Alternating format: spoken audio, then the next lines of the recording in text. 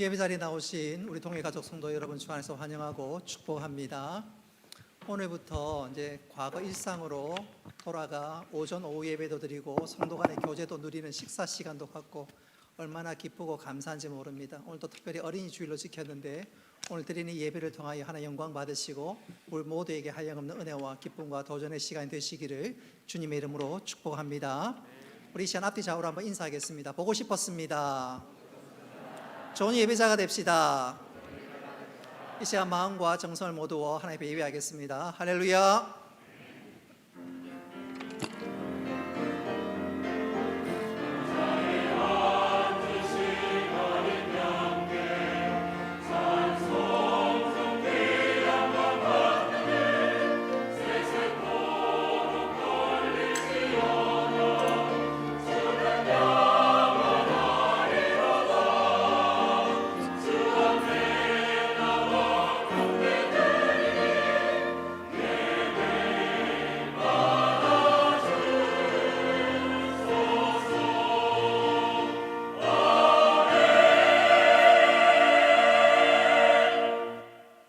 은혜로우신 아버지 하나님, 오늘 우리들에게 거룩한 주일을 허락하시고 주의 전에 나와 예배할 수 있도록 은혜를 베풀어 주신 것 감사합니다. 우리 예배를 받아주시되 오늘 어린이 주일로 지킬 때 하나님께서 다음 세대의 은혜와 복을 베풀어 주옵소서. 예배의 시종을 주께 의탁하옵고 예수님의 이름으로 기도드리옵나이다. 아멘. 나는 전능하신 아버지 하나님 천지의 창조주를 믿습니다. 나는 그의 유일하신 아들 우리 주 예수 그리스도를 믿습니다. 그는 성령으로 잉태되어 동정녀 마리아에게서 나시고 본디오 빌라도에게 고난을 받아 십자가에 못 박혀 죽으시고 장사된 지 사흘 만에 죽은 자 가운데서 다시 살아나셨으며 하늘에 오르시어 전능하신 아버지 하나님 우편에 앉아 계시다가 거기로부터 살아있는 자와 죽은 자를 심판하러 오십니다.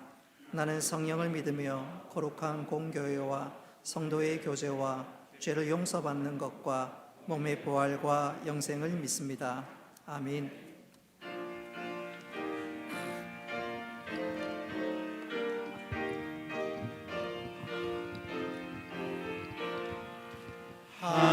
하나님의 크신 사랑 하늘에서 내리사 우리 마음에 항상 계셔 온전하게 하소서.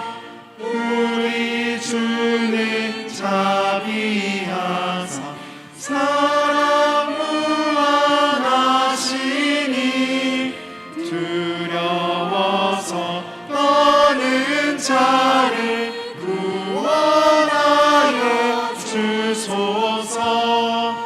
걱정 근심 많은 자를 성령 강화하시며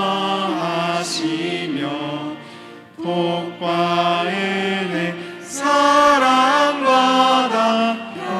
평안하게 하소서.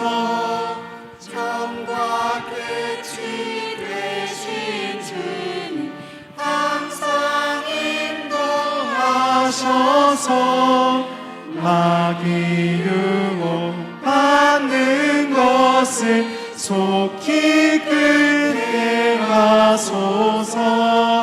전능하신 아버지여 주의 능력 주시고 우리 맘에 임하셔서 떠나가지 마소서. 주께 영광 항상 돌려 천사처럼 섬기며 주의 사랑 영영토록 찬송하게 하소서. 우리들이 거듭나서 흠이 없게 하시고 주의 크신 구원받아 온전하게 하소서.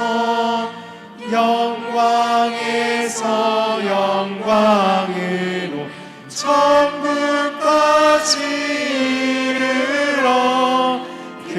크신 사랑 감격하여 경배하게 하소서.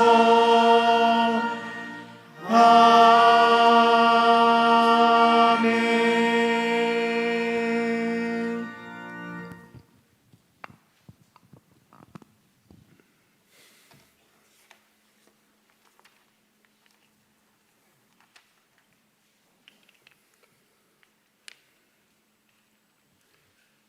살아계신 아버지 하나님, 아버지께 드리는 예배가 늘 감사의 은혜가 넘치는 예배였지만 오늘은 특별히 더 감격스럽고 기쁨으로 벅찬 예배입니다. 코로나로 인하여 3년 가까운 시간을 마음껏 모일 수도 찬양할 수도 없었는데 그 힘든 시기를 이겨내고 보고 싶었던 사람들이 한자리에 모여 예배 드릴 수 있게 하심을 감사합니다. 이 시간은 오직 우리와 함께 동행하시고 지켜주셨던 아버지의 은혜, 오로지 아버지께서 주신 시간이오니 영광받아 주옵소서. 그동안 성도간 무심했던 마음과 핑계삼아 게을렸던 부분들도 있었는데 용서하여 주시고 이 자리에 모인 우리 동해교회 성도님들의 그간의 고통을 위로하여 주시고 이제는 서로 보듬어주고 격려하며 함께 힘을 내어 나아가게 하여 주시옵소서. 또한 나라 안의 모든 교회가 예배를 드리는 이 시간 온 나라에 찬양이 넘쳐나서 복음으로 살아있는 아버지의 나라가 증거되게 하옵소서. 특별히 5월은 나라의 정권이 바뀌어 20대 대통령이 취임하게 됩니다. 하나님께서 우리나라의 주인이오니 대통령을 비롯한 모든 정치인들이 아버지 앞에서 국민의 행복한 삶을 위하여 일하게 하여 주시고 국제 정세도 안정되어 국방과 경제가 든든히 서는 대한민국이 되어 세계 속에서 어뜸이 되게 하옵소서. 이제부터 더욱 전도에 힘쓰고 기도하며 소통하는 일에 열심히 내어 하나님의 일을 이루고 다음 세대를 세워갈 수 있도록 모든 성도들이 한마음이 되어 열정적으로 신앙생활하게 하여 주시기를 원합니다. 주일학교 예배도 침체의 늪에서 벗어나 예전 모습을 찾게 하시고 선생님들의 기도가 무기가 되어 다쳤던 마음이 깨어지게 하여 주시옵소서. 찬양대의 찬양이 하늘문을 열고 성도들의 마음을 은혜로 가득 차게 하시고 말씀을 마음껏 가르칠 수 있기를 간절히 바라왔던 목사님의 설교를 듣고 하나님의 음성을 듣는 것처럼 아멘으로 화답하게 해 주옵소서. 생명력 있는 말씀을 듣고 믿는 자마다 위로가 되고 새 힘을 받으며 묶였던 매듭이 풀어지고 질병에서 벗어나고 상처에서 새살이 돋는 감정이 여기저기에 나타나게 하여 주시기를 간절히 소망합니다. 주방에서 식사를 준비하는 손길들도 축복해 주시고 함께 떡을 나누는 마음으로 성도들을 사랑으로 이어주는 끈이 되게 하여 주시옵소서. 지난날 가슴 조였던 예배를 통해 오늘 이 예배가 얼마나 소중한지 깊이 깨닫게 하심을 감사합니다. 예배의 모든 순서가 천금보다 귀함을 알고 귀를 기울이고 마음을 열고 꿀송이 같은 말씀을 받기를 원하며 믿음의 주여 온전케 하시는 예수님 이름으로 기도드립니다. 아멘.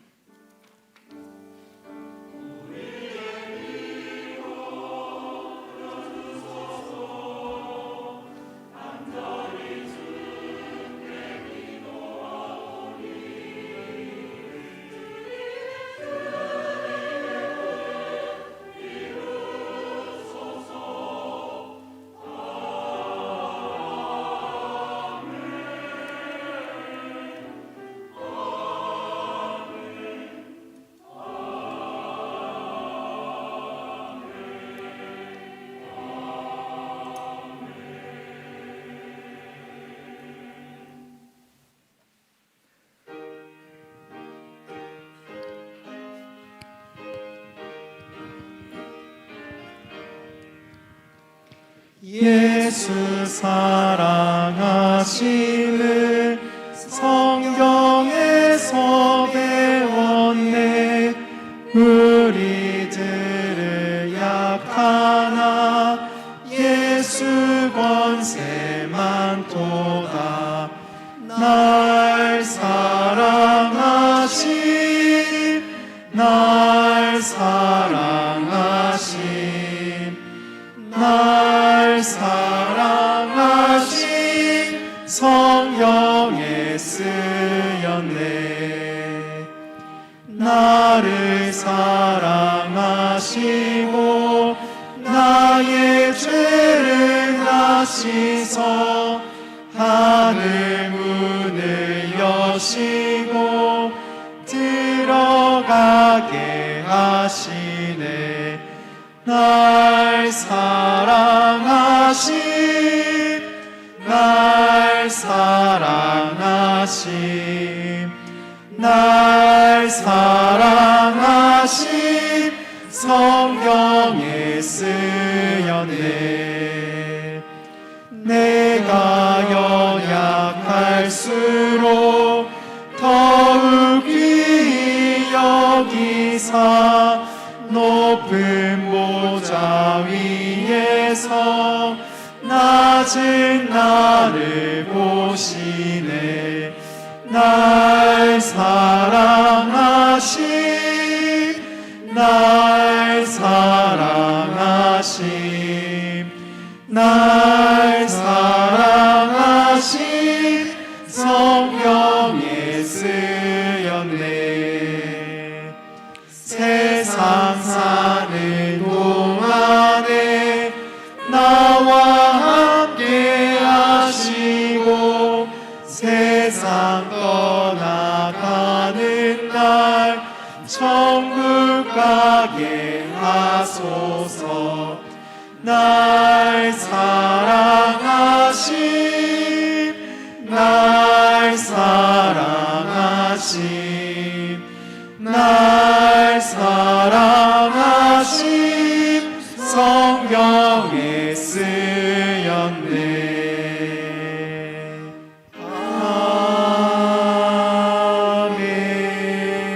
아멘. 감사 제목 올려드립니다. 하나님의 크신 은혜와 예배가 정상화되게 하심을 감사합니다. 하나님 은혜 가운데 유진이 이사 잘하게 하심을 감사합니다. 여행 중에도 함께 하신 하나님 감사합니다. 모든 것이 하나님의 은혜입니다. 주 안에서 믿음으로 하나 되는 가정 되게 하옵시고 자녀들을 선한 길로 인도하여 주옵시며 가족들의 건강 지켜 주옵소서. 회사 휴가로 여행 잘 다녀오게 하시고 아름다운 동행이 되게 하신 것 감사합니다. 정상적으로 주일 예배 드리게 하심을 감사합니다. 계획했던 일 잘 마무리할 수 있도록 도와주시고 은혜로 채워주신 하나님 감사합니다. 하나님 감사합니다. 둘째 딸 부부랑 예배드리게 하심을 감사합니다. 믿음이 잘 자라게 하시고 성장하는 가정 되게 하옵소서. 여기까지 인도하신 하나님의 은혜와 사랑을 감사합니다. 자녀들의 앞길을 주 안에서 형통한 길로 인도하심을 감사합니다. 아버님 장례 잘 치르게 하심을 감사합니다. 양가 어머님 기도의 무릎이 강건해지도록 인도하옵소서. 날마다 감사합니다. 건강한 영육 더해 주옵소서. 예배 회복하게 하심을 감사합니다. 일상 회복 시작하게 하심을 감사합니다.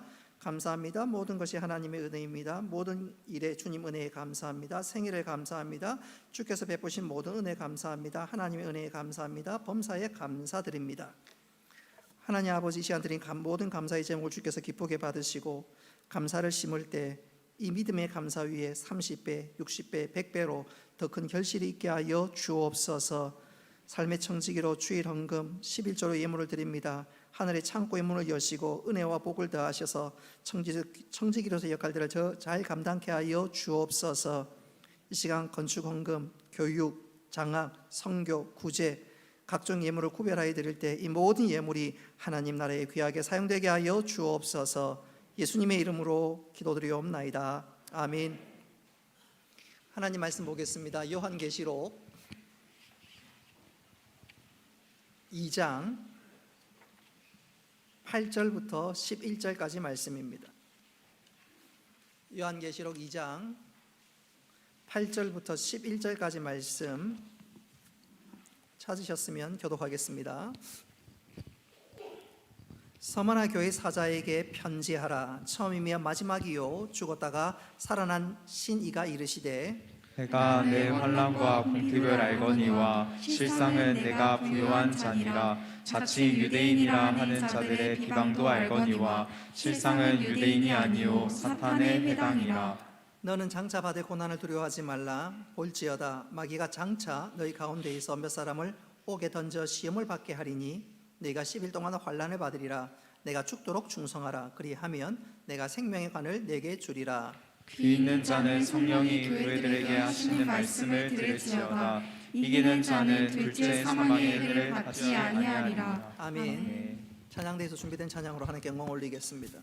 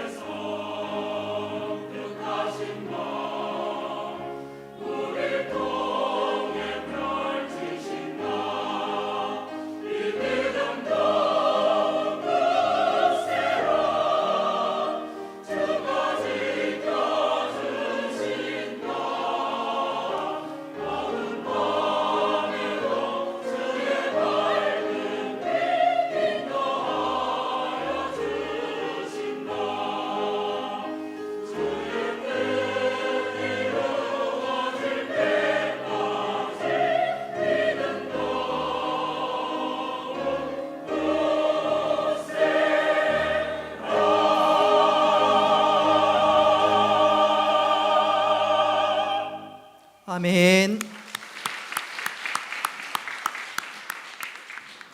하나님께서 기쁘게 받으신 줄로 믿습니다. 모든 주일이 기다려지고 가슴이 벅찬 날이지만 저는 어제 오늘이 굉장히 기다려졌습니다. 온 성도들이 함께 예배드리고 또 식사의 교제를 누리며 또 오후까지 이전처럼 신앙생활 할 거 생각하니까 어제 밤에 잠이 안 오고 너무너무 좋더라고요. 여러분 어떠셨습니까? 그렇지요? 네. 여러분 우리 교회가 얼마나 좋냐면 북한 사람들이 김일성이가 최고로 꿈꿨던 중에 하나가 전 인민을 이밥에 고깃국 먹이는 거 아닙니까? 그렇지요? 오늘 우리가 이밥에 고깃국을 먹습니다. 오늘 주방팀이 그거 준비했는데 오늘 이밥에 고깃국, 또 영적으로도 오늘 이밥에 고깃국이 되어서 한없는 감사와 기쁨과 은혜의 시간 되시기를 주님의 이름으로 축복합니다. 먼저 우리 암송해야 될 5월달의 말씀 우리 같이 한번 암송했으면 좋겠습니다. 먼저 로마서 10장 10절 말씀입니다. 다 같이 한번 읽어봅니다. 시작. 사람이 마음으로 믿어 의에 이르고 입으로 시인하여 구원에 이르느니라. 아멘. 로마서 10장 17절 말씀 다 같이 읽겠습니다. 시작. 그러므로 믿음은 들음에서 나며 들음은 그리스도의 말씀으로 말미암았느니라. 아멘. 자, 잠깐만 이 구절을 잠깐만 보십시오. 믿음은 어떻게 생긴다고요? 말씀을 듣는. 그래서 예배하는 시간은 하나님께서 예배를 기쁘게 받으시지만 또 동시에 우리에게는 믿음이 자라는 시간입니다. 또 그 믿음 자라는 것을 하나님은 얼마나 기뻐하는지 또 그 믿음으로 세상을 이길 수가 있습니다. 그래서 예배는 세상의 그 무엇과도 비교할 수 없는 은혜롭고 복된 시간인데, 여러분 이 예배의 시간 말씀 듣는 가운데 믿음도 자라고 하나님을 기쁘시게 하고 세상을 이길 수 있는 힘, 능력, 원천을 발견하고 누리는 복된 시간 되시기를 주님의 이름으로 축복합니다. 오늘 이 시간 고난을 당할 때 오히려 기뻐하고 즐거워하라 라는 제목으로 말씀을 전하도록 하겠습니다. 요한계시록에 보면 7교회가 등장합니다. 2장과 3장에 보면 그 7교회에 대한 주님의 기대와 칭찬과 혹은 책망의 말씀이 나옵니다. 오늘은 두 번째 시간으로 서머나 교회에 관한 말씀입니다. 지도에 보면 이 서머나는 지난주에 살폈던 에베소 도시로부터 약 북쪽으로 55km 떨어져 있는 도시입니다. 특별히 이 서머나는 천혜의 항구를 가지고 있기에 상업이 굉장히 발달한 에게 지역에서 주목받는 도시 중에 하나입니다. 바로 그 도시에 서머나 교회가 세워졌습니다. 이 서머나 교회는 누가 개척했는지 또 언제 개척했는지 그것에 대해서는 잘 알려져 있지 않습니다. 다만 전승에 의하면 사도 바울이 3차 전도 여행 당시에 이 지역을 잠시 거쳐갔다고 이야기를 하는데, 그래서 성경학자들이 바로 그때 사도 바울이 이 교회를 개척하지 않았을까 추측을 합니다. 어쨌든 서머나 교회는 누가 어떻게 개척됐는지 몰라도 이 교회는 주님으로부터 칭찬받는 교회였습니다. 그러나 안타깝게도 이 교회는 고난을 많이 당한 교회였습니다. 우리 9절 말씀 스크린 나와 있는 것을 같이 한번 읽어보겠습니다. 시작. 내가 내 환난과 궁핍을 알거니와. 자, 그렇다면 서머나 교회 교인들은 왜 고난과 핍박을 당했을까? 이유는 분명합니다.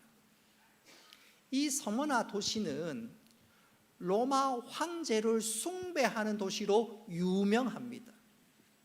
그래서 추후 25년경에 그 공을 인정받아서 이 소아시아 지역에 그 신전 유치 경쟁이 치열할 때 로마 황제 입장에서는 서머나가 자기를 높여주니까 그 모든 것을 서머나에게 허락해 줍니다.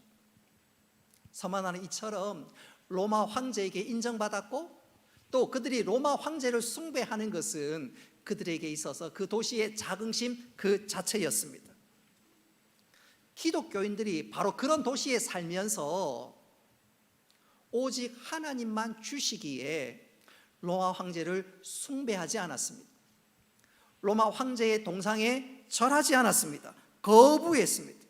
주님이 주님이지 예수님이 주지 로마 황제는 결코 주가 아니다 거부했던 것입니다. 그러니 이 서머나에 살고 있는 시민들 눈에는 저 기독교인들이야말로 충성심 없는 반역자 집단이다, 그렇게 오해를 하면서 믿는 사람들을 핍박하기 시작했습니다.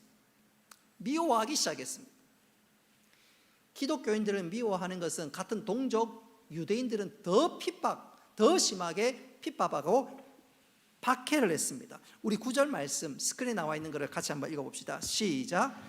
자칭 유대인이라 하는 자들의 비방도 알거니와. 아멘.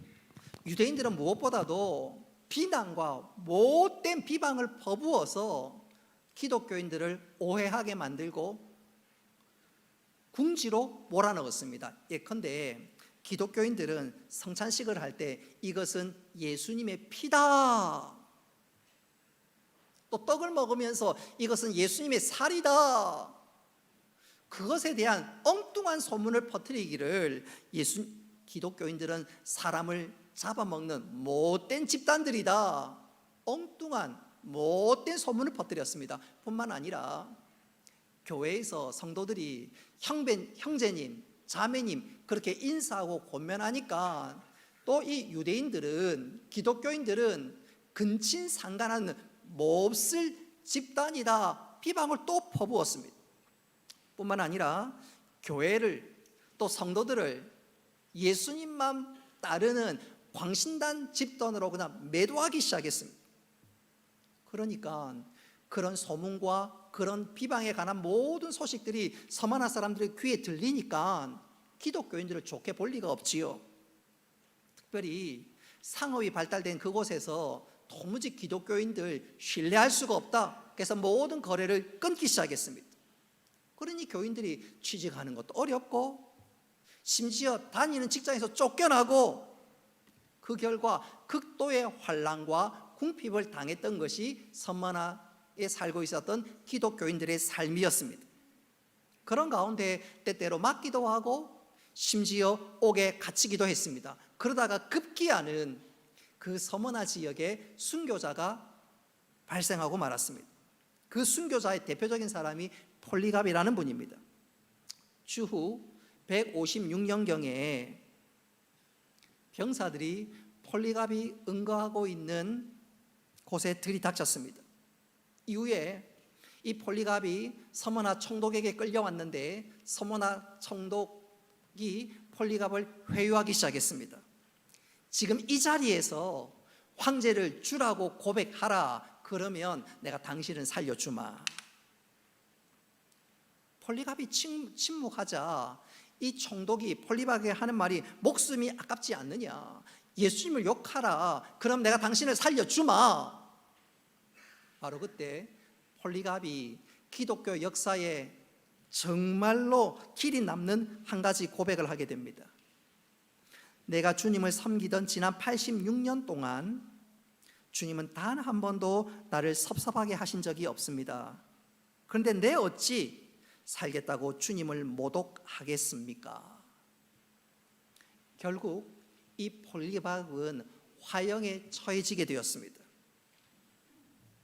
화형대 앞에서 화형을 준비하는 병사에게 폴리갑이 나를 묵지 말라고 요청하고 난 다음에 그가 하늘을 우러러보면서 이렇게 기도했습니다. 오 전능하신 주님, 저를 그리스도의 고난의 잔에 참여하게 주셔서 감사합니다. 주여 나의 영혼을 받아 주옵소서. 기도가 마치자 병사가 장작더미에 불을 붙이려고 하는데 이게 웬일입니까? 바람이 굉장히 심해서 도무지 장작에 불을 제대로 붙일 수가 없는 것입니다. 그렇게 되자 옆에 있었던 다른 병사 하나가 폴리갑 허리에 창을 찔러서 결국 그를 죽게 만들었습니다. 폴리갑은 그렇게 순교자가 되었습니다. 여러분, 이런 순교의 역사는 저 유럽에 있는 혹은 소아시아에 있는 믿음 좋은 사람들만의 이야기가 아닙니다. 여러분, 우리 한국 교회에도요 순교자들이 많이 등장합니다. 예컨대 정부 과거사 정리위원회에서 6.25 전쟁 때 천주교는 119명, 기독교인들은 그 10배가 되는 1026명이 희생을 당했다고 공식 발표했습니다. 구체적으로 살펴본다면 충남에 있는 병천교회에서는 66명의 순교자가 났는데 공산당이 예수 믿으면 다 죽이겠다고 협박하고 구타하고 몽둥이로 때렸지만 그들은 주님을 부인하지 않고 결국 순교의 제물이 되었습니다. 전북에 있는 군산 원당교회와 해성교회에서는 21명이 순교를 당했습니다. 공산당이 지금 당장이라도 예수님을 부인하면 살려주겠다고 회유했지만 아무도 그 회유에 넘어가지 않았고 결국 공산당들은 믿는 모든 사람들을 방공호에 던져놓고 거기다 생매장해 버렸습니다. 더 놀라운 것은, 충격적인 것은 전북에 있는 두암교회는 22명이 순교를 했는데, 여러분, 순교당했던 그 사람들의 유족이나 가족들이 가해자를 용서한 것을 넘어서 그 가해자에게 복음을 전했고, 그 가해자들이 예수 믿어서 나중에 그 가해자들과 함께 예수 믿는 신앙의 공동체를 이루었습니다. 할렐루야. 가깝게 울주에 가면 월평교회가 있습니다. 이 울주 월평교회는 6명의 순교자가 나왔고, 이 울주 월평교회에서 지금 기독교 기념관을 설립하려고 준비 중에 있습니다. 중요한 것은 어쨌든 우리 한국교회가 이런 순교자 피 위에 세워졌기에 하나님께서 엄청난 은혜와 복을 주셨는데, 전 세계에 미국 다음으로 많은 선교사를 보내는 선교 왕국이 되었고, 전국 방방곡곡에 주일만 되면 예배하는 소리가, 찬송하는 소리가 우렁차게 퍼지고 있습니다. 제가 기대하고 또 기도하는 것은 남북 통일이 되어서 삼천리 반도 곳곳에 하나님을 높이는 찬송과 예배하는 소리가 속히 임하기를 우리 모두 기도하고 나아갈 수 있기를 바랍니다. 자, 중요한 것은 우리가 이렇게 순교의 피를 흘렸을 때 하나님께서 한량없는 은혜와 복을 더해 주셨는데, 그래서 이 고난과 관련해서 우리 주님은 마태복음 5장 11절로 12절에 역설적인 진리의 말씀을 우리에게 주셨습니다. 우리 같이 한번 읽어보겠습니다. 시작. 나로 말미암아 너희를 욕하고 박해하고 거짓으로 너희를 거슬러 모든 악한 말을 할 때에는 너희에게 복이 있나니 기뻐하고 즐거워하라. 하늘에서 너희의 상이 크니라. 너희 전에 있던 선지자들도 이같이 박해하였느니라. 아멘. 오늘 예수님께서는 역설의 말씀을 하고 있습니다. 예수님 때문에 욕먹고 박해를 당할 때 오히려 기뻐하고 즐거워하라. 오늘 서머나 교회를 향해서 위로의 말씀을 주실 뿐만 아니라 왜 우리들에게 이 시대를 살아가는 동안 예수님 때문에 고난을 당하고 어려움 당한 것이 왜 기쁜 일이냐, 오늘 이 시간 우리를 그것을 생각하면서 우리 마음에, 우리 삶에 예수 그리스도의 흔적을 지니고 살아가는 우리 모두가 될 수 있기를 주님의 이름으로 축복합니다. 자, 그렇다면 구체적으로 왜 우리가 고난당할 때 기뻐할 수 있나요? 첫째는, 한번 따라 합시다. 고난은 내가 참 신자임을 증거합니다. 여러분, 고난은 내가 참 신자임을 증거합니다. 예수 잘 믿는데 고난당하면 그것은 하나님께서 나를 외면한 것이 아니라 그것이야말로 네가 참 신자이다, 바로 그것이 증거라는 것입니다. 요한복음 15장 18절 말씀 같이 한번 읽어봅니다. 시작. 세상이 너희를 미워하면 너희보다 먼저 나를 미워한 줄을 알라. 너희가 세상에 속하였으면 세상이 자기의 것을 사랑할 것이나 너희는 세상에 속한 자가 아니요 도리어 내가 너희를 세상에서 택하였기 때문에 세상이 너희를 미워하느니라. 아멘. 요한복음 15장 18절 말씀을 잘 보십시오. 우리는 세상과 다릅니다. 우리는 세상에 살지만 세상에 속한 사람이 아닙니다. 우리는 세상 사람과, 한번 따라 합시다, 소속이 다릅니다. 소속이 달라요. 그래서 고난을 당합니다. 예수 믿지 않는 세상 사람들은 마귀에 속했고 우리는 예수님께 속해 있습니다. 뿐만 아니라 세상과 우리는 가는 길이 다르고, 그리고 마지막 종착역도 다릅니다. 불신자들이 믿는 우리와의 사귐 속에서 어렴풋하게나마 그것을 느낍니다. 불신자들은 우리와 대화하고 직장이나 또 일상의 삶에서 우리와의 사귐 속에서 쟤들은 우리와 뭔가 좀 달라, 쟤들은 다른 세상에 사는 사람인 것 같아. 불신자들이 어렴풋하게 그것을 느낍니다. 더 중요한 것은 불신자들이 우리를 보면서 또 우리를 대하면서 나도 뭔가를 선택해야 되겠네, 그런 무언의 압박감을 받습니다. 우리가 굳이 입술로 예수 믿으십시오 말하지 않아도 불신자들은 나도 무엇인가 선택을 해야 되겠다, 무언의 압박을 받습니다. 근데 그게 불신자들이 싫은 거예요. 이대로 살면 좋은데, 부어라 마시라 즐기자, 내 마음대로 살면 좋은데, 신자들인 우리를 대하는 순간 그들이 뜨끔합니다. 뭔가 다른 세계가 있구나 느끼기 시작합니다. 하나님이 있을지도 모르겠다. 뿐만 아니라 우리들과의 사귐 속에서 이대로 예수 안 믿으면 지옥 갈 수도 있겠구나. 마지막 임종 앞에서는 진짜 두려워하면서 신자들과의 사귐이 나를 굉장히 옥죄어 매는 것을 느끼게 됩니다. 불신자들 그게 싫은 거예요.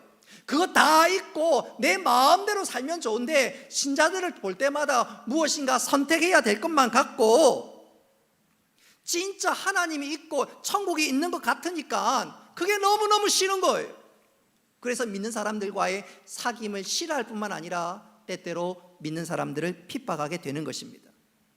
사랑하는 성도 여러분, 불신자들이 나를 핍박하거나 나를 싫어하면 꼭 기억하십시오. 내가 그들과 다른 것에 속해 있구나, 내가 그들과 소속이 다르구나, 내가 예수님께 소속되어 있구나 확신할 수 있기를 바랍니다. 그래서 오늘 주님께서 고난을 당할 때 즐거워해라, 네가 하나님의 백성이고 하늘나라에 소속되어 있다, 그거 확실한 증거다, 그래서 기뻐하라는 것입니다. 우리 신앙의 선배들이 그랬습니다. 예컨대 사도행전을 읽어보면 사도들이 복음을 전하다가 유대의 공회에 잡혀갑니다. 산헤드린 공회에 잡혀갑니다. 잡혀간 그들이 그곳에서 실컷 두들겨 맞습니다. 뿐만 아니라 피투성이가 되기까지 채찍질을 당합니다.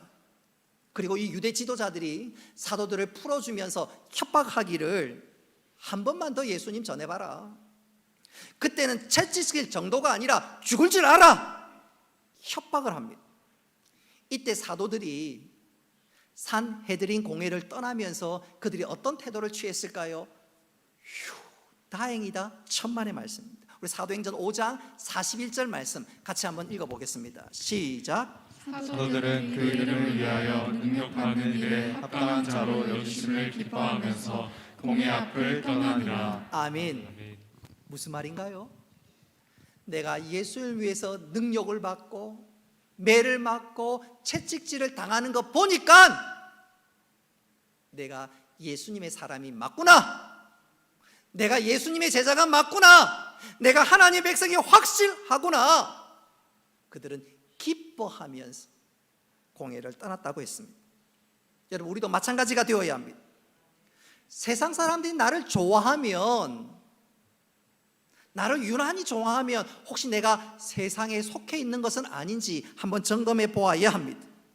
그도 그럴 것이 디모데후서 3장 12절 말씀, 이렇게 우리들을 향해서 말씀합니다. 우리 같이 한번 읽어봅시다. 시작. 무릇 그리스도 예수 안에서 경건하게 살고자 하는 자는 박해를 받으리라. 아멘. 여러분, 우리는 세상과 소속이 다릅니다. 삶도 다르고요, 마지막 목적지도 다릅니다. 세상 사람들은 그것을 들을 때마다, 그것을 느낄 때마다 우리가 싫은 거예요. 자신의 약점과 치부가 자꾸 드러나니까 내가 세상의 빛으로 사는데 불신자들의 어둠이 드러나니까 우리가 싫은 거예요. 그래서 우리를 핍박하게 되는데, 여러분 명심하십시오. 믿음으로 사는데 불신자들이 나를 싫어하거나 나를 핍박하면 오히려 낙심치 말고 내가 하나님의 사람인 것을 분명하구나, 확실하구나 오히려 믿음 가운데 즐거워할 수 있는 우리 모두가 되기를 주님의 이름으로 축복합니다. 두 번째로, 믿는 자들이 고난당할 때 왜 기뻐하고 즐거워할 수 있을까요? 두 번째 이유는 한번 따라 합시다. 고난은 영혼의 양약입니다. 우리가 고난을 받을 때, 어려움을 당할 때 기뻐할 수 있는 것은 고난이 우리 영혼의 양약이기 때문에 그렇습니다. 저는 이것을 이렇게 한번 강조해 보고 싶습니다. 미국에 주목받는 목사님 중에 한 분이 데이빗 플랫 목사님이십니다. 맥클린 바이블 교회 담임 목사님이고, 우리들은 레디칼이라는 책 저자로 잘 알려져 있는 그런 목사님이십니다. 이분이 한 번은 중국에 있는 지하교회 비밀 모임에 참석을 했습니다. 이 시대에 그것도 미국에서 가장 영향력 있는 목사님 중에 한 분이니까 이 목사님을 모시고 우리가 집회를 해야 되겠다, 도전을 받아야 되겠다 해서 초청한 것이지. 비밀 모임에 참석을 했는데 중국 교회 지하교회의 지도자들이 여기저기서 많은 사람들이 몰려왔습니다. 그 중에는 하루 종일 걸어온 사람도 있고, 또 어떤 사람은 자전거로 수시간을 자전거로 몰고 온 분들도 계십니다. 그 모두는 중국 공안이 들이닥칠 것을 대비해서 보초를 세우면서 집회 모임을 가졌습니다. 모임이 시작되면서 제일 먼저 그 중국 지하교회 지도자들이 자기 교회의 사정과 형편을 소개하면서 기도 제목을 나누게 되는데, 어떤 교회는 며칠 전에 공안이 와서 예배를 당장 그만두지 않으면 모든 것을 잃게 될 것이다 협박하고 떠났다고 했습니다. 어떤 교회는 공안이 와서 십자가를 내리고 창문을 부수고 지도자를 잡아갔는데 며칠째 면회도 못하고 생사를 도무지 알 수 없다며 울먹이는 지도자도 있었습니다. 어떤 교회는 이단이 교인 몇 사람을 잡아가서는 외딴 곳에 가두고 고문하고 심지어 예수라는 말을 못하도록 혀를 자르는 무지막지한 일을 행했다면서 자신의 슬픔을 토로했습니다. 그렇게 중국 교회 지도자들이 자신의 교회의 형편과 사정을 소개하면서 기도하는데, 통성으로 기도하면 밖에서 들릴 수가 있으니까, 또 그러다가 누가 신고할 수 있으니까 한 사람씩 돌아가면서 나스막하게 기도하기 시작했습니다. 그리고 기도가 다 마쳤을 즈음에 그들 앞에 눈물이 흥건히 고여 있었다고 합니다. 그리고 목사님 말씀을 듣고 나중에 찬송을 부르는데 모두가 전심을 다해서 이렇게 노래했습니다. 내 구주 예수를 더욱 우리 다 같이 합시다. 엎드려 비는 말 들으소서.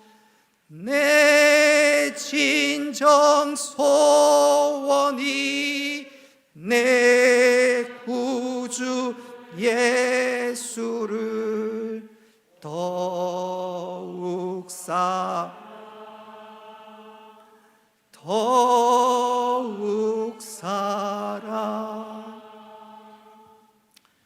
찬송을 하면서 온 교회 지도자들이 눈물을 쏟는데, 이 데이빗 플랫 목사님, 내 평생에 이렇게 뜨거운 예배, 감격스러운 예배는 처음이었다고 그렇게 고백을 했습니다. 그도 그럴 것이, 그 사람들은 지금까지 자기가 보았던 미국 교인들과는 달라도 너무 달랐습니다. 예컨대 미국 교회 성도들은 에어컨이 빵빵하게 나오고 또 의자도 편안한 안락 의자에서 예배를 드리는데, 오늘 이 중국 교회 성도들은 목숨을 다해 기도하고 생명을 다해 주님 바라보고 의지하면서 예배하는데 그 예배의 감격, 감동, 지난날의 예배와 비교할 수가 없지요. 분명한 것은 이 중국 교회 지도자들, 그들은 박해 아래에 있었지만 그들은 실상은 서머나 교인들처럼 영적으로는 부유한 자들이었습니다. 할렐루야.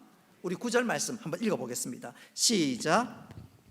9절 말씀 같이 읽겠습니다. 시작. 내가 내 환난과 궁핍을 알거니와 실상은 내가 부유한 자니라. 아멘. 아멘. 오늘 중국 교회도 마찬가지고 서머나 교회 정말로 박해 가운데 고난 가운데 힘들게 살아가지만 주님은 말씀합니다. 얘야, 내가 너를 잘 알고 있다. 잘 알고 있어. 응원을 하시는데 세상은 네가 부유한 자야 인정하고 있습니다. 여러분, 이 사건이, 중국 교회의 사건이 오늘 서머나 교회의 이 모습이 우리에게 보여주는 중요한 교훈이 무엇인가? 한번 따라합시다. 고난은 우리를 영적으로 강하게 만들어줍니다. 고난이 영적으로 우리를 강하게 만들어주고 고난이 우리의 기도를 살아나게 해줍니다. 고난이 아니었으면 의례적으로 습관적으로 예배를 드렸을 것입니다. 그런데 고난 때문에 전심으로 주님을 바라보고 찬송을 해도 흘러가는 찬송이 아니라 가사 한 구절 한 구절에 생명 다해 목숨 다해 하나님 앞에 올려드리는데 그 예배에 생명력이 있고 운동력이 있을 수밖에 없는 것이지요. 할렐루야. 분명한 것은 사단은 우리로 하여금 망하게 하려고 고난의 불화살을 집어던집니다. 쏘아버립니다. 그러나 하나님은 우리가 고난당할 때 우리를 내버려 두는 것이 아니라 우리에게 친히 찾아오셔서 아멘 할 때까지 합니다. 친히 찾아오셔서 우리 영을 살리시고 우리를 강하게 만들어줍니다. 할렐루야. 그래서 고난은 신자에게 네가 하나님의 사람이라는 분명한 증표일 뿐만 아니라 고난 우리에게 영적인 양약이 됩니다. 그래서 오늘 우리 주님께서 고난당할 때 즐거워하라 말씀하고 있는 것이지요. 자, 그렇다면 마지막 세 번째로 우리가 고난을 당할 때 고난과 관련해서 우리는 구체적으로 어떤 일을 해야 하는가 두 가지로 생각해 볼 수가 있는데, 첫째는 고난당하는 전 세계 성도들을 위해서 기도할 수 있어야 합니다.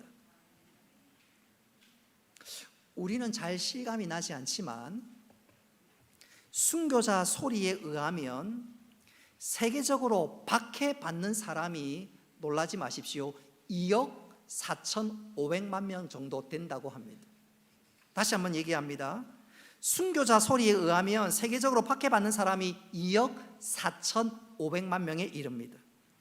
특별히 5년 전 통계에 의하면 2017년부터 18년 사이에 1년 동안 그 성도들 가운데 4,136명이 순교를 당했습니다.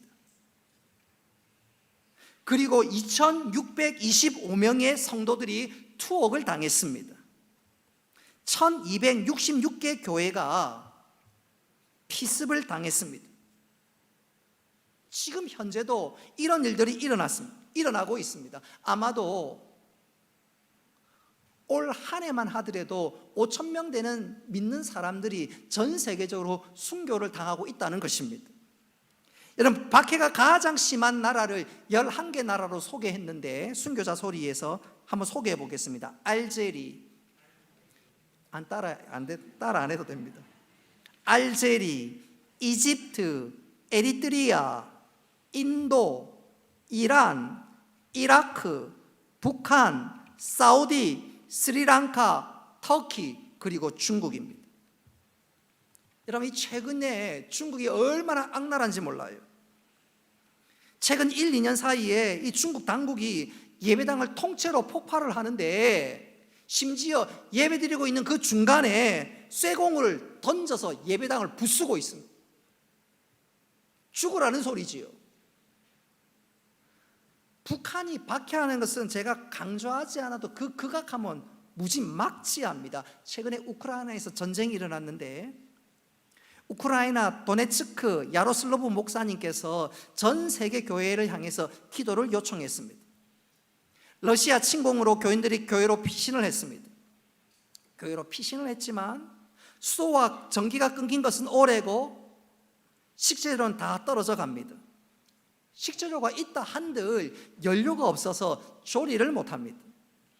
목사님께서 피난민 성도들 내가 언제까지 보호할 수 있을지, 우리가 얼마나 버틸 수 있을지 모르겠다며 자기들을 위해서 기도해 달라고 전 세계 교회에 요청을 했습니다. 여러분, 지금 전 세계 교회 성도들이 정말로 어려운 가운데, 박해 가운데 살아갑니다. 5년 전 통계에 의하면 4천여 명 이상이 순교를 당합니다. 올해 아마 한 5천 명 가까이 또 순교를 당하지 않을까 생각해 봅니다. 여러분, 이름도 모르고 얼굴도 모르지만 그들 모두는 주 안에서 한 형제 한 자매임을 기억할 수 있기를 바랍니다. 그들이 박해를 이길 수 있도록, 아니 박해 가운데 특별한 하나님의 은혜를 부어주셔서 믿음을 잘 지킬 수 있도록 우리가 기도해야 합니다. 멀리 볼 것도 없고 저 북한에 있는 우리 믿음의 형제 자매들을 위해서 기도해야 합니다. 이 다음에 저는 정말로 두려운 것이 남북 통일되었을 때 북한에 있는 성도들이 우리는 이렇게 기도하고 주를 위해서 목숨 걸고 신앙생활을 했는데 당신들은 도대체 뭐 했소? 묻는다면 뭐라고 대답해야 할까요? 여러분, 박해받는 성도들을 기억하고 그들을 생각한다면 우리 정신이 번쩍 듭니다. 우리의 영혼이 깨어날 수가 있습니다. 여러분, 기도함으로 우리의 영혼이 살 뿐만 아니라 기도함으로 하나님의 은혜와 긍휼이 그 땅에 임할 수 있기를 주님의 이름으로 축복합니다. 고난과 관련해서 우리가 더 구체적으로 해야 될 일이 있다면 한 번 더 합시다. 고난에 자원할 수 있어야 합니다. 고난에 스스로 참여할 수 있어야 된다, 그 말입니다. 저는 이것을 이렇게 강조하면서 설교를 마무리할까 합니다. 방금 데이비드 플랫 목사님에 관한 이야기를 했는데 이분이 이런 간증을 했습니다. 자기 교회 성도들이 아프리카 최남단에 있는 남아공에 선교 여행을 떠났습니다. 의료 봉사를 떠났습니다. 근데 도착 첫날 무장 강도들이 들이닥쳤습니다. 그리고 자신들의 대부분의 짐을 다 약탈해 가버렸습니다. 그 정도 상황이 되면 어떤 마음이 들까요? 진짜 까딱 잘못했으면 의료 봉사 대원들 가운데 몇 명이 죽을 뻔도 했습니다. 그 정도 되면 아이고 봉사고 뭐고 우리 당장 철수합시다, 그런 마음이 나올 수도 있지요. 그런데 그 위기 가운데 모두가 중지를 모으길 처음에 계획대로 합시다. 대단하지요? 근데 문제는 에이즈입니다. 그 지역에는 에이즈 보균자들이 굉장히 많은데 잘못하면 감염되기 십상입니다. 아닌 게 아니라 사고가 터졌습니다. 대원 한 사람이 바늘에 찔려버린 거예요. 혹이라도 에이즈가 묻어오면 어떻게 합니까? 큰일 났지요. 그런데 그 다음날도 또 사고가 터져버렸습니다. 똑같은 사고가 터졌습니다. 그런데 바늘에 찔린 사람의 말이 가히 충격적입니다. 다른 대원이 아니라 우리 팀이라서 천만다행입니다. 이번 의료봉사를 통해 한 영혼이라도 주님께 돌아오면 이런 일쯤은 아무것도 아닙니다. 여러분, 바늘에 찔렸는데 잘못하면 감염될 수가 있는데 이것쯤은 아무것도 아니라니요. 다른 사람이 찔린 건 다른 사람이 아니라 내가 찔려서 천만다행이라니요. 어떻게 그런 말을 내뱉을 수가 있습니까? 정말 대단한 믿음의 고백과 헌신이 아닐 수가 없지요. 의료봉사를 다 마치고 그들은 미국에 돌아왔는데 며칠 후 현지 지도자 목사님으로부터 한 통의 편지가 날아왔습니다. 그 편지의 내용은 다음과 같습니다. 대원이 떠나고 나서 지역 전체가 의료팀 이야기로 떠들썩합니다. 하나님께서 자신들의 아픔을 불쌍히 여겨서 봉사팀을 보내주셨다는 사실에 감격하고 있습니다. 여러분은 귀국했지만 그들은 주님께 감사의 마음을 갖기 시작했고 많은 사람들이 그리스도께로 돌아왔습니다. 여러분, 이것이 현대판 고난입니다. 누가 나를 때려서 내가 맞아서 고난을 당한 것이 아니라 복음을 위해서 스스로 고난 당한 것입니다. 다른 말로 하면 백색 순교입니다. 여러분, 순교에는 적색 순교가 있고 백색 순교가 있습니다. 적색 순교란 내가 예수님 때문에 두들겨 맞고 박해를 당하고 심지어 피를 흘려 죽는 것이 적색 순교입니다. 백색 순교는 그게 아니고 누가 나를 때려서가 아니라 내가 스스로 복음을 위해서 희생하고 내가 복음을 위해서 손해와 위험을 감수하는 바로 그것입니다. 우리가 살고 있는 이 대한민국 땅에는 예수 믿는 것 때문에 맞아 죽는 적어도 적색 순교는 없습니다.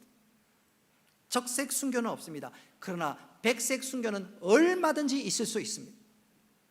예수를 위해서 손해보고 예수를 위해서 고난을 당하고 예수를 위해서 내 모든 것을 손해보고, 근데 그것이 있어야 참 신자요 참 교회임을 믿으시기를 바랍니다. 다시 말하면 여러분 한번 보십시오. 6월 첫째 주가 우리 교회 설립주일이지요. 여러분, 하나님께서 왜 이 땅에 교회를 세우셨을까요? 교회를 통해서 복음이 증거되고 많은 사람들이 주 앞에 돌아오기 위함 아닌가요? 우리가 그 일에 헌신할 수 있어야 되겠습니다. 할렐루야. 그 일을 위해서 때때로 내가 손해보고 그 일을 위해서 내가 물질을 낭비하고 그리고 그 일을 위해서 내가 희생하는 것 마다하지 않아야 합니다. 그것이 참 성도의 삶이요 하나님께서 이 시대에 우리를 위해서 기대하는 삶입니다. 적어도 오늘 서문화교회 성도들 앞에서 그들의 신앙생활의 말씀을 듣는다면, 그리고 이 말씀 앞에 우리가 아멘으로 화답하려면 우리가 그렇게 살아가야 될 줄 믿으시기를 바랍니다. 이제 말씀을 맺도록 하겠습니다. 우리가 지금 말세의 시대를 살아갑니다. 여러분, 이 말세의 때에는 우리가 어떤 형태의 고난이 우리에게 찾아올 줄 모릅니다. 우리는 이때 잘 깨어서 믿음으로 준비해야 되겠습니다. 우리 모두 고난이 실상은 나에게 영적인 양약임을 깨닫고 고난을 두려워하는 것이 아니라 믿음의 주여 온전케 하신 주님 바라보며 나아갈 수 있기를 바랍니다. 고난으로 인해서 새겨진 예수의 흔적이 내 삶의 기쁨이 될 뿐만 아니라 이 다음에 주님 앞에 섰을 때 잘했다고 칭찬받는 면류관이 될 수 있기를 바랍니다. 우리가 이 사실을 기억하면서 오늘도 나에게 주어진 이 사명의 길, 믿음의 길 힘차게 달려나가는 우리 모두가 될 수 있기를 주님의 이름으로 축복합니다. 은혜로우신 아버지 하나님, 우리들에게 피 묻은 복음을 통하여 예수 그리스도를 구주로 고백할 수 있는 은혜 주신 것 감사합니다. 또한 이 믿음 가지고 살아갈 수 있는 은혜 주신 것 또한 감사합니다. 우리의 믿음이 뒷걸음질 쳐지지 않게 하시고 구원의 첫사랑에 식지 않게 하시고 주의 은혜와 사랑이 날마다 우리의 모든 것들을 주관하시며 표대를 향해 달려가는 믿음의 사람들 다 되게 하여 주옵소서. 고난당할 때 이상한 것으로 여기지 않고 오히려 이 고난이 내가 예수 믿는 사람인 것을 확증하는 위로가 되게 하시고 디딤돌이 되게 하여 주셔서 예수가 생명이라고 소망이라고 능력이라고 구원이라고 외치고 자랑할 수 있는 저희들 다 되게 하여 주옵소서. 우리 주에 믿지 않는 자들이 우리를 바라보면서 삶의 나침반과 이정표를 확인하게 하시고 우리를 통해서 주 앞으로 돌아오는 큰 구원의 역사가 있게 하여 주옵소서. 6월 첫 주는 교회 설립주일로 지키며 또 VIP 초청주일로 총출석주일로 지키려고 합니다. 하나님, 그동안 믿음의 연약한 자들 다시 한번 믿음의 열심을 낼 수 있도록 도우시고 우리 주위에 절대로 지옥 가서는 안 될 영혼들을 주 앞으로 인도할 수 있는 믿음의 역사들이 나타나게 하여 주옵소서. 특별히 짝믿음 가정 하나님 특별한 은혜를 더하여 주셔서 주 예수를 믿으라 그리하면 너와 내 집이 구원을 얻으리라 이 약속이 속히 이루어지게 하여 주옵소서. 예수님의 이름으로 기도드리옵나이다. 아멘. 교회 소식 주보를 참고하시기를 바랍니다. 오늘은 어린이 주일로 지키고요. 돌아오는 6월 5일 아까 제가 설교 시간에 말씀드린 것처럼 총 출석 주일로 또 VIP 초청 주일로 지킵니다. 여러분, 이 땅에 교회가 세워진 것은 구원의 방주로서의 역할들을 감당하기 위함입니다. 그래서 믿음에 열심을 내지 못했던 분들이 열심을 내는 총 출석 주일로 또 VIP를 초청해서 함께 예배드리는 것, 하나님 가장 기뻐하시는 일인데, 구역별로 VIP를 정해서 현수막에 나와 있는 것처럼 1, 2, 3, 4, 5주 매주 공약하면서 한 영혼을 주 앞으로 꼭 모시고 올 수 있기를 바랍니다. 이번 주부터 오후 예배도 시작되고 또 구역 예배도 시작됩니다. 구역 예배는 집에서 모이기가 조금 부담스러울 수 있으니까 교회에 나와서 함께 예배드리고 교제하고 또 VIP 선정하면서 기도하면서 영적인 교제를 갖는 귀한 시간 될 수 있기를 바랍니다. 다음 주에는 어버이 주일로 지키고요. 오후 예배는 1, 2 남전도의 헌신 예배로 드립니다. 오늘 오후 예배 오늘 제가 인도하면 참 좋겠지만 첫날이라서 아쉽게 미포교회 임직 예배 순서에 제가 설교를 맡았습니다. 다음 주부터 이제 오후 예배 제가 말씀을 전하도록 하겠습니다. 헌신 예배 일정 참고하시기를 바라고요. 박형욱 선교사님 소식이 게시되어 있습니다. 정대근 성도님 부친 별세하셨는데 주 안에서 위로와 권면이 있기를 바랍니다. 다 같이 일어나셔서 송영하겠습니다.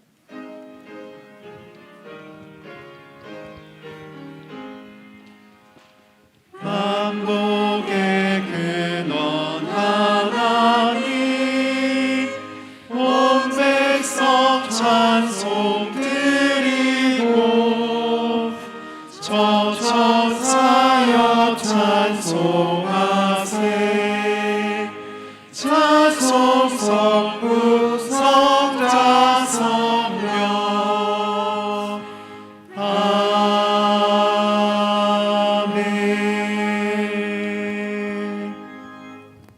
이제는 주 예수 그리스도의 은혜와 하나님 아버지의 크신 사랑과 성령님의 교통하심과 위로하심과 복 내려주심이 사랑하는 주의 백성들과 군대 나가 있는 청년들과 학업과 직장을 따라 흩어져 있는 그리고 온라인으로 예배드리는 모든 믿음의 식구들 머리 위에 영원토록 함께 있을지어다. 아멘.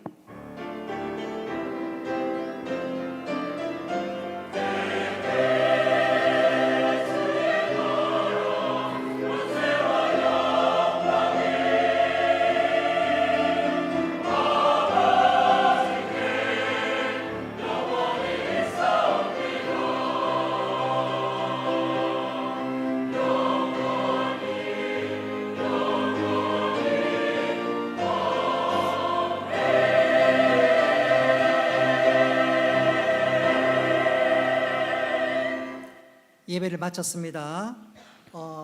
VIP 주일 그리고 총출석 주일 지키기에 앞서서 우리가 발대식을 가지는데, 발대식 가지기 전에 우리 새 가족 등록했습니다. 우리 한번 인사하고 축복하겠는데, 김설래 집사님의 사위요 이아름 자매의 남편인 김상현 형제 한번 좀 일어나 주시겠어요?